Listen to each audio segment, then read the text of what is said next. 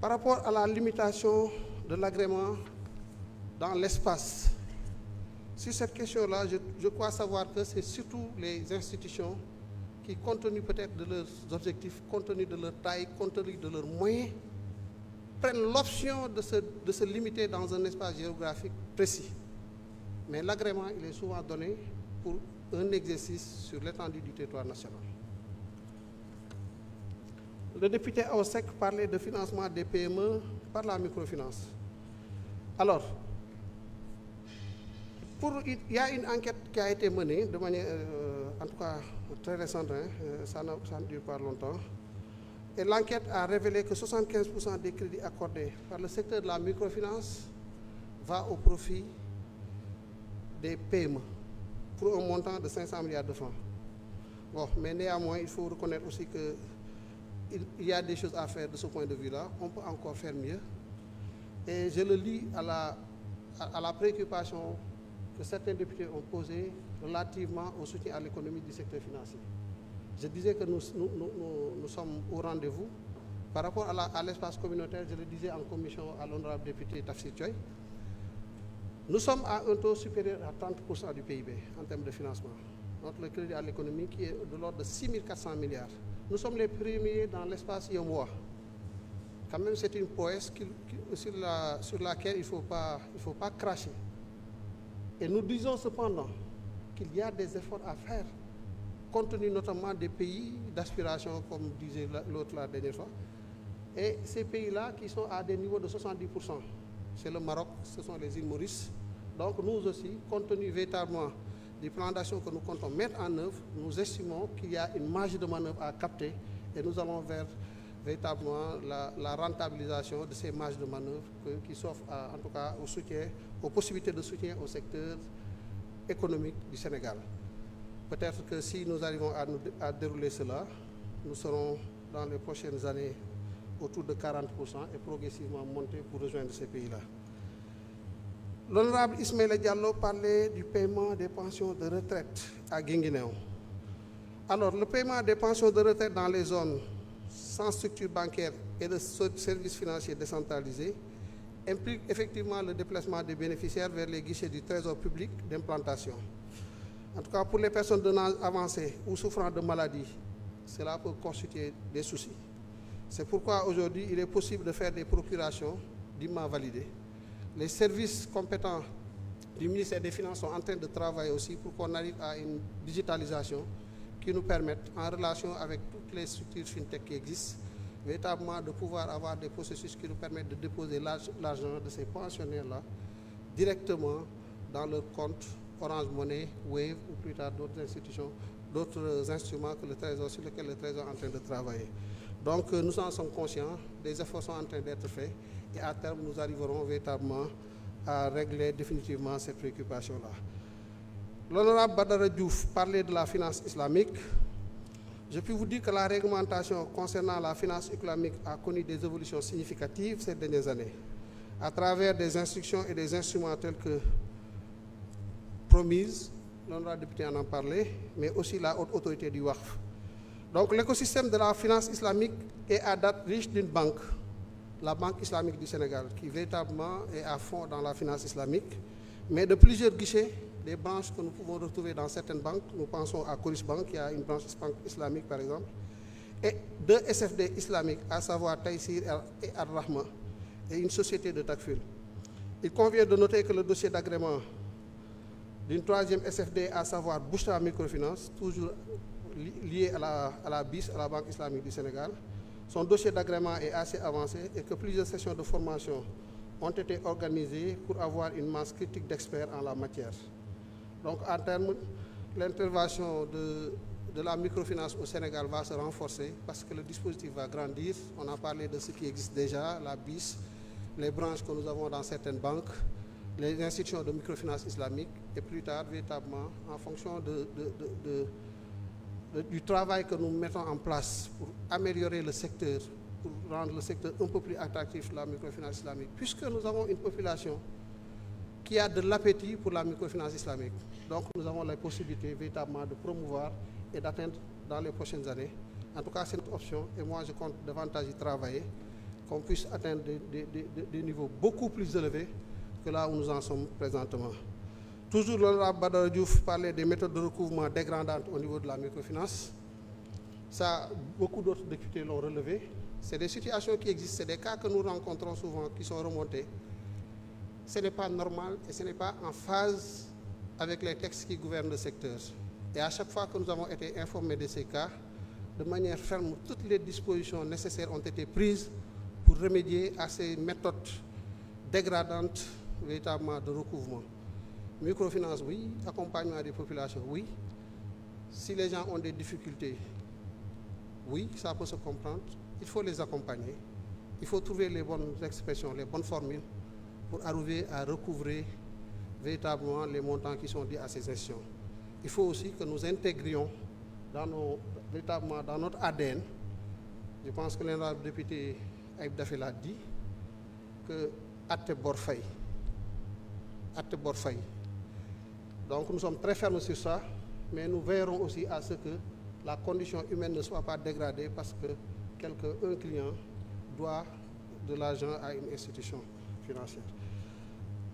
Diogomaye Diaw a posé la problématique des taux d'intérêt élevés et qui nécessitent une éducation financière renforcée des femmes. C'est vrai. Nous avons aussi constaté cela, surtout dans les institutions de microfinance. C'est vrai que le taux usuraire dans ce secteur, il est de 24%. Mais ce n'est pas pour une raison, pour que les institutions, quand même, travaillent à être dans le voisinage de ce taux usuraire. Ce qu'il faut faire, c'est, je pense qu'il y a un honorable député qui l'a dit, c'est réfléchir sur comment aussi amoindrir le coût d'accès au crédit pour les institutions financières. Et le ministère des Finances est en train d'y travailler dans le cadre de la commission du Conseil des ministres, mais aussi en relation avec la BCEAO, pour voir les meilleures formules qui permettront à ces institutions de microfinance de pouvoir accéder au guichet de refinancement de la Banque centrale. Mais en attendant, il y a des dispositifs qui existent qui, par les méthodes de garantie et de bonification, devraient aider et améliorer progressivement à avoir des taux de crédit qui soient beaucoup plus apaisants, beaucoup moins élevés pour les pensionnaires, pour les clients de ces institutions. Nous y travaillons et l'idée pour nous, c'est davantage d'accompagner le FONGIP, c'est d'accompagner FONAMIF, qui sont véritablement sur ces créneaux-là, en les encadrant et en les dotant de moyens qui leur permettent de démultiplier leurs interventions vis-à-vis des populations, en tout cas clientèle, qui demandent un peu l'accompagnement de ces services-là. Dans les solutions, Diogomaye a parlé effectivement d'une éducation financière. Ça, c'est fondamental sur toutes les questions financières. Toutes les préoccupations qui ont été posées ici doivent faire l'objet d'une éducation à ces questions financières. Et nous sommes en train d'y travailler avec la Direction générale du secteur financier, mais aussi avec l'Observatoire de la qualité des services financiers. Et le programme est évalué aujourd'hui à 12 milliards. Et le mode de financement a été bien paramétré. L'État doit venir pour 40%, le secteur privé pour 20%. Les partenaires techniques financiers se sont aussi manifestés pour nous accompagner à hauteur de 40%. Et globalement, nous attendons cet objectif véritablement d'organiser, mais sur toute l'étendue du territoire et par rapport à toutes les couches de la population, ces modules de formation véritablement aux questions financières. Honorable Fatou Ngom a posé la question de savoir comment améliorer le financement du monde rural. Il y a de ce point de vue-là plusieurs pistes qui peuvent être explorées par l'État et la Banque centrale, et nous y travaillons. C'est l'intervention à travers des entités dédiées, je l'ai dit tout à l'heure, comme FONGIP, mais aussi comme l'ADER. L'ADER qui doit jouer son rôle, véritablement qui est en train de faire un bon travail, mais avec l'accompagnement, avec les perspectives de collaboration avec les institutions de financement aussi, parce que ça c'est aussi important. C'est un dispositif qui existe, mais nous estimons que nous pouvons aller en le renforçant, à permettre à l'ADER, mais véritablement d'utiliser le couloir de transmission, d'utiliser ces institutions financières comme des véhicules financiers, uniquement comme des véhicules financiers. L'idée, ce n'est pas de donner la main à ces institutions, mais c'est l'ADER qui fait tout le travail en relation avec les acteurs qui viennent vers elles. Et après, pour le financement, utiliser un instrument financier. Et ça permet à ces instruments aussi d'approfondir véritablement leurs perspectives véritablement de toucher à l'économie en termes de soutien. Donc, de ce point de vue-là, le travail nécessaire sera fait pour accompagner davantage la DER à doter le moyen pour lui permettre véritablement de jouer le rôle qui est attendu et qu'il est en train véritablement de bien faire. Le député Mohamed Sall parlait de la finance islamique à travers le promis, je pense que j'y suis revenu. Il y a quand même quelques soucis avec le promis. Les soucis que nous avons rencontrés, l'honorable député en parlait et il a raison. Maintenant, l'exercice de la microfinance aussi, véritablement, va avec quelques contraintes, puisque au démarrage, les gens ne s'étaient pas très bien familiarisés avec le dispositif, qui requiert une autorisation préalable donnée par l'autorité de tutelle, le ministère des Finances et du Budget. Maintenant, pour la mise en œuvre de la ligne de refinancement, et c'est à ce niveau-là que nous sommes attendus, il y a aujourd'hui des conventions qui sont en train d'être signées avec la Banque islamique de développement et l'État du Sénégal, avec 8 autres institutions de microfinance. Et cela permettra effectivement de dépasser très rapidement ce statu quo pour que les fonds qui sont mis à la disposition du programme, du projet, puissent être en tout cas alloués aux populations qui en ont besoin afin que l'activité économique dont ils sont véritablement les dépositaires puisse être promue et jouer leur rôle pour permettre à ces populations d'avoir des revenus, à se redistribuer, à gérer leur famille. Et nous sommes en train d'y arriver. Il y avait effectivement ces contraintes-là, mais ils sont en train d'être levés, en relation même avec le ministère chargé aussi de la microfinance. Il y a le député El Hadj Gueye qui parlait de la question de remboursement des crédits au niveau rural.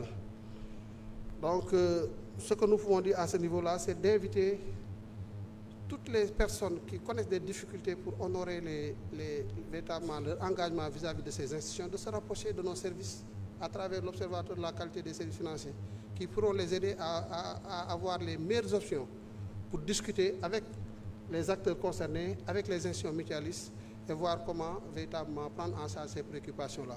Mais encore une fois, c'est juste un accompagnement, mais nous sommes d'avis que pour la pérennisation de ces efforts-là, il faudrait aussi que les clients, qu'ils apprennent à comprendre que quand on contracte un engagement, un prêt auprès d'une institution, il faut s'engager résolument à payer. Parce que c'est ce remboursement-là qui va permettre à ce prêt de se reconstituer, qui vont permettre au crédit de se reconstituer et de pouvoir faire d'autres octrois à d'autres personnes qui en ont besoin. Ndeye Marie Sané pose la question de l'inquiétude des producteurs liée aux difficultés de commercialisation des graines d'arachide. La commercialisation des graines d'arachide se passe bien. Elle se passe très bien. Nous avons mis en place un dispositif avec la LBA, avec la BNDE, qui marche très bien, qui de manière classique nous assure la commercialisation.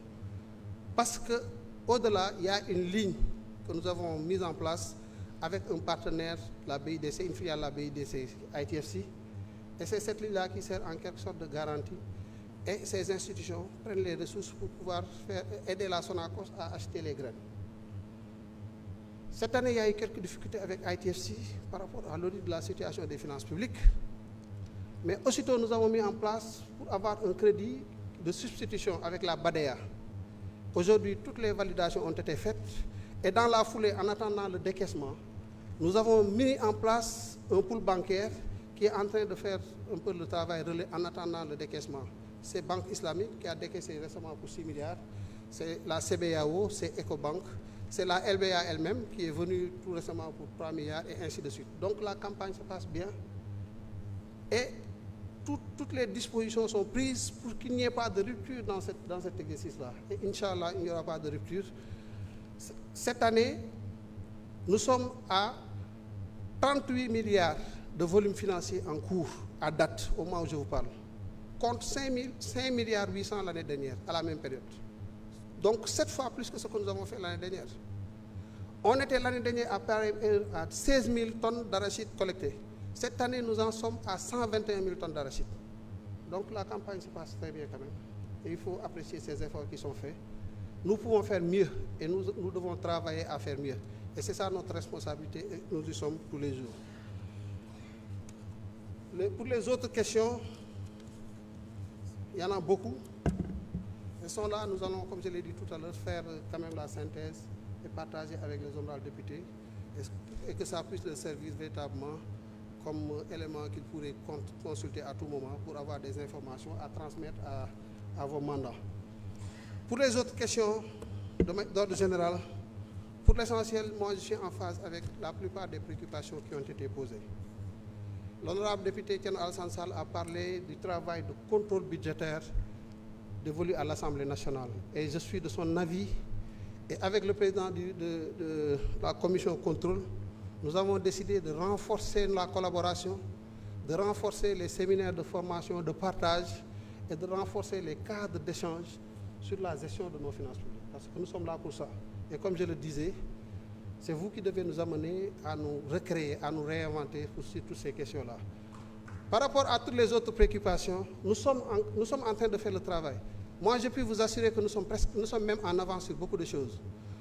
Nous savons qu'il y a des choses à faire sur les recettes. La dernière fois, je vous parlais de toutes les réformes que nous entendons mener sur la réforme du Code général des impôts, sur la réforme du Code général des douanes, sur les initiatives de facturation électronique, sur la réforme du Code des investissements, la revue des dépenses fiscales de manière générale pour débusquer toutes les niches d'exonération que nous pouvons traduire, mais aussi sur les dépenses, tout ce que nous devons faire en termes de rationalisation de la dépense.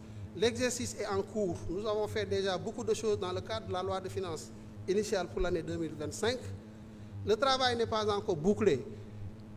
D'ici la fin du mois de février, tous les ministères sectoriels sont appelés à mettre à jour les lettres de politique sectorielle, à aligner véritablement leur programme budgétaire à ces nouvelles déclinaisons de la vision Sénégal 2050, parce que la vision Sénégal 2050 est une vision globale. Vous pouvez terminer. La vision Sénégal 2050 est une vision globale. Et la vision globale doit faire l'objet d'une déclinaison sectorielle. Donc chaque secteur, à travers la lettre de politique sectorielle du département, devrait arriver à aligner donc les préoccupations de son secteur à cette nouvelle vision. Et par ricochet, se doter une nouvelle liste de programmes budgétaires. Chaque programme budgétaire devra identifier les actions pertinentes et les activités pour permettre d'atteindre les objectifs que nous nous sommes fixés dans le cadre de ces projets annuels de performance, décliner ces différentes activités dans un document que nous appelons document de programmation pluriannuelle des dépenses pour nous permettre véritablement d'avoir tout ce qu'il faut, mais toute la documentation budgétaire nécessaire afin de faire le travail qui est attendu. Ça, c'est clair, nous sommes en train de le faire. Mais aussi, nous sommes en train de travailler sur la maîtrise de notre endettement.